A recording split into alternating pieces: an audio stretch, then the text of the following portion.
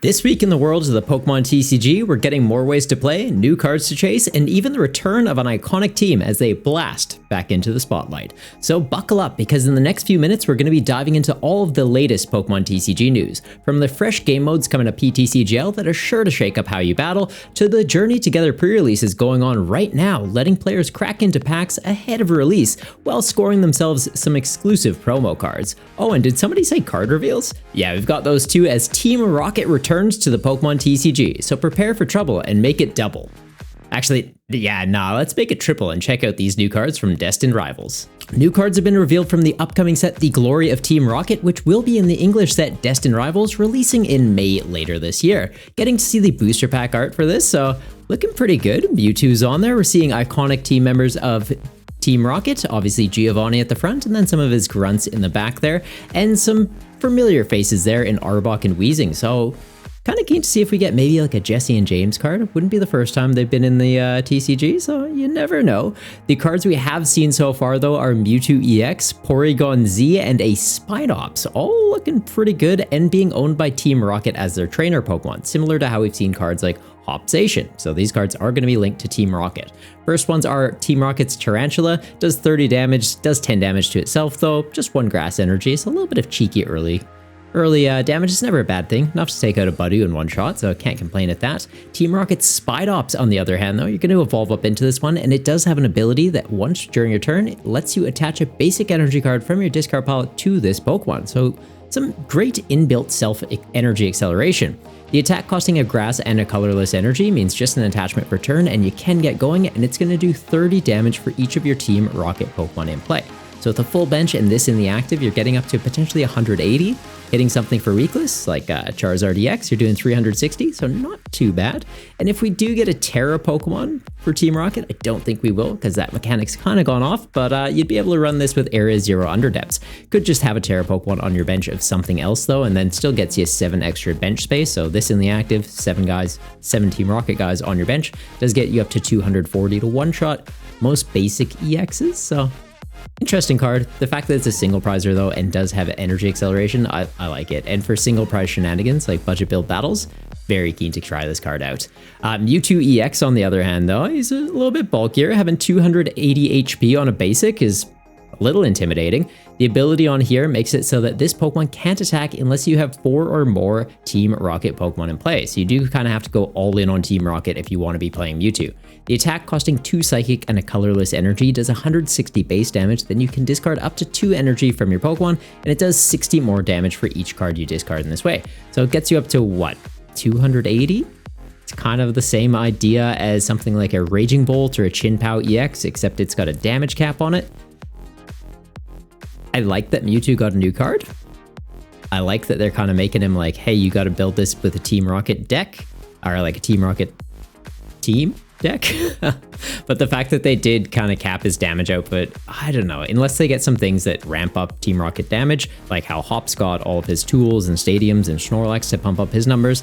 If Mewtwo doesn't get something like that to help him out, I don't know, I don't really see this being meta. Fun card, definitely going to give it a try when it releases, but like I can't see it being top tier necessarily.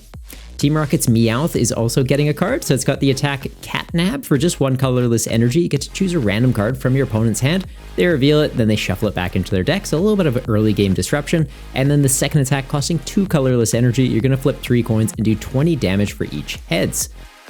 Potentially getting up to 60 damage, not too bad for a single prize basic Pokemon. It does cost a DTE to use it though, so like, I don't know, we'll see. It's mostly in here to evolve up into Team Rocket's Persian EX though.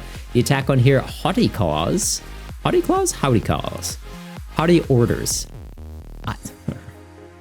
Yeah, literary skills. Your opponent reveals the top 10 cards of their deck, then you can choose an attack from a Pokemon that you find there and use it as this attack. Your opponent shuffles all those cards back into their deck though. It does cost double colorless energy, so similar to the Meowth, you're going to need a way to actually pay for that attack cost. You could potentially use like Spidops and Energy Switch to get this online, or maybe we'll get a double energy card in a moment. No leaks, but might be one around the corner. Second attack on here though, costing 3 colorless energy. It's going to do 140 damage. Then your opponent's active Pokemon is confused. Hang on. Sorry, my camera's a little bit in the way of the screen there. Your opponent's active Pokemon is now confused. Pokemon EX rule, though, it's going to give up 2 prize. Why is that clumped in with the attack? That's weird. Yeah, 140 damage, confuse your opponent. It's all right. We have a Noivern from Journey together that can do 110 for free and confuse your opponent, so you're mostly using this for the first attack. Like, you want to be just stealing your opponent's Pokemon's attacks and throwing them back in their face. It's a funny deck. I don't necessarily think it'll be a good deck, but it is a funny deck. Team Rocket getting a Porygon as well has the attack Hacking. You're going to discard 1 card from your hand, then your opponent discards 1 card from their hand. So a little bit of disruption and could be fueling an attack.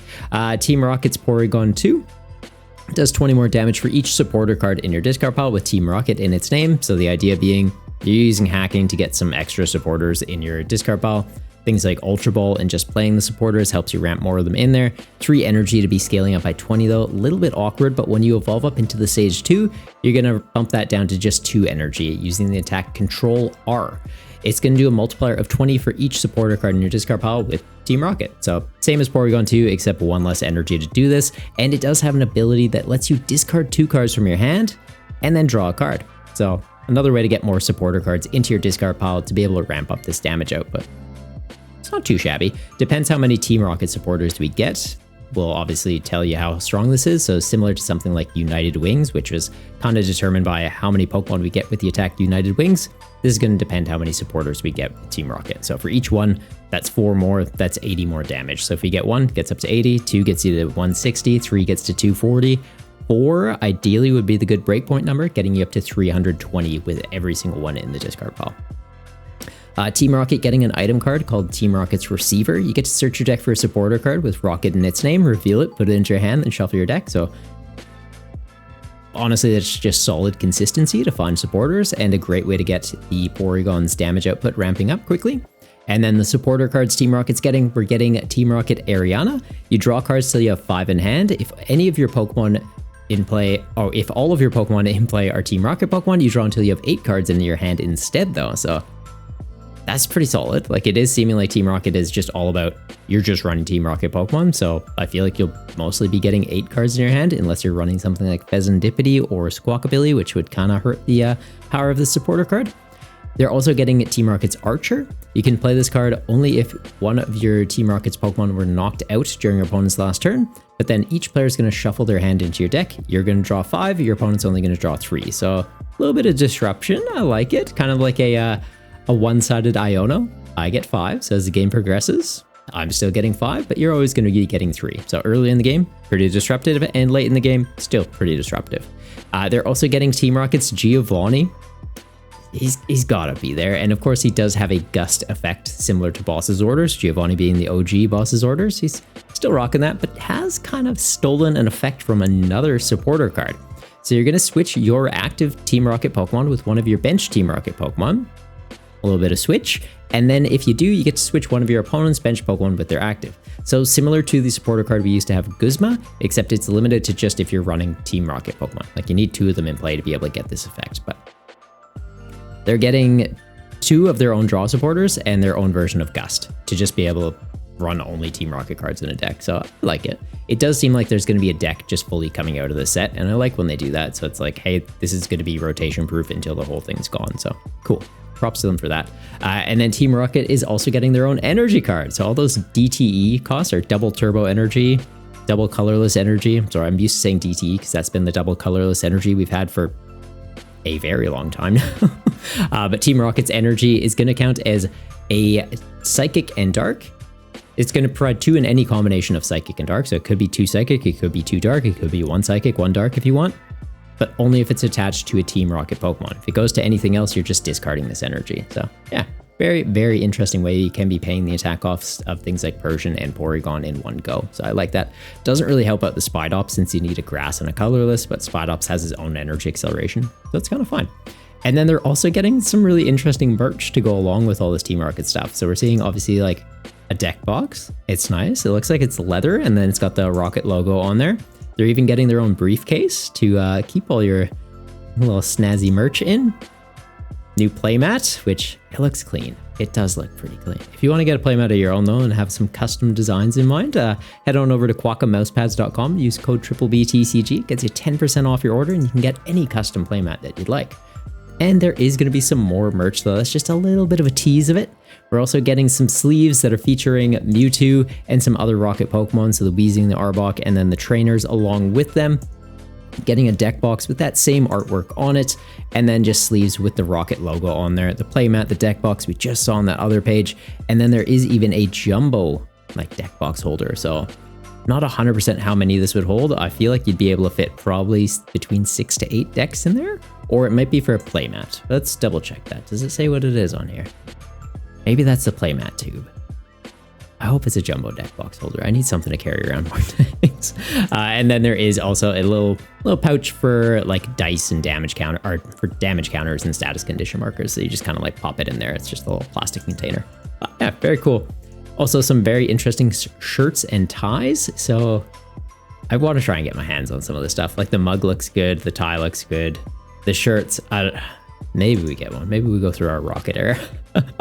And then, yeah, getting to show off that briefcase just with all the contents inside of it. So you will be able to kind of just like keep all your stuff safe, keep it all together, and just when you rock up to League, look like you're the villain. So yeah, a little bit different. If you're very keen for the Team Rocket stuff, I wish you the best of luck. It does sound like a lot of it's going to be based on a lottery system. With Japan, that's kind of how they do things. So it's limited capacity to how much stock gets produced. So they're going to limit capacity to how many people are actually able to buy it. And the sign has switched off. I really need to get this replaced. And yeah, I did mention there is Pokemon pre-releases going on for Journey Together. So I did a video kind of breaking down the format and what cards to expect from kits and what cards to kind of watch for from your packs. If you're interested in pre-releases, there's going to be a link to a video popping up here. So that'll kind of give you a bit more of a breakdown. But yeah, you do get exclusive promo cards from them. You get a build and battle kit that has a 40 card pre-constructed deck in it, as well as 4 booster packs to kind of help you build the deck. So you can kind of throw something together for yourself on the day, and it makes it a level playing field for all players because everyone's just working with what they have out of that kit.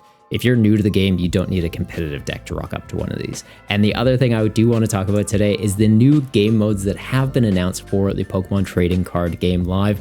This is a feature I've been hoping they would add for pretty much since the release, which is what, 3 years ago now?